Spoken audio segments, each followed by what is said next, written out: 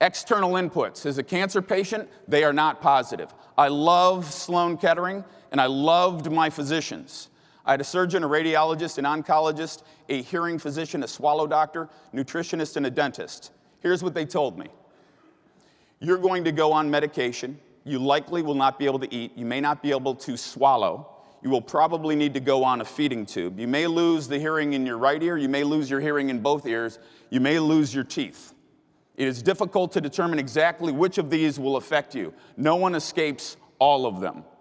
I would go in, and I didn't hear this once. I heard it over and over again, and they're preparing me for what's coming. I would ask them, did you ever have any patients that somehow didn't have any of these things happen to them? My radiologist, no. My oncologist, maybe one, but still some impact. And I would talk to them about how I was seeking a different outcome, and they'd say, look, between the 2nd and the 5th week, it is flat out going to get tough. Tell your employer you're going to need to go on disability, you're going to go on medication, and you need someone to bring you in for treatment. I bought 5 books on cancer. The first one that I read was by Stuart Scott. Loved Stuart Scott, ESPN. The book was called Every Day I Fight. Read it, uplifting, amazing.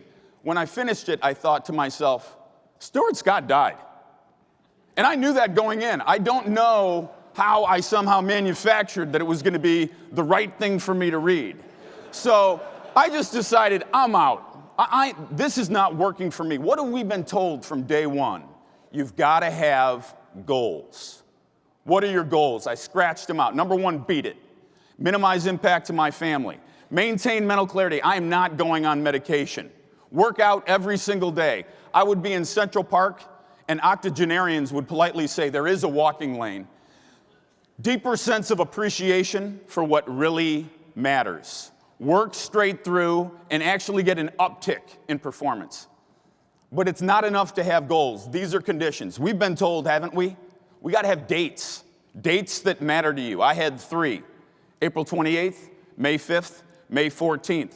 I met with my doctors. They would explain to me what was going to happen. I'd say, I have some goals. You have goals? I do.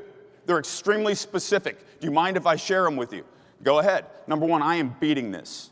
I'm going to minimize impact to my family. I am not going on medication. I'm working out straight through. I'm going to come out of this having a better feel for what really matters. I'm working every day, and actually I'm going to go harder. It's good to have goals. That's positive. Do support that. But these are unrealistic. This is not going to happen. I said I have dates, too. Oh, okay, what are the dates?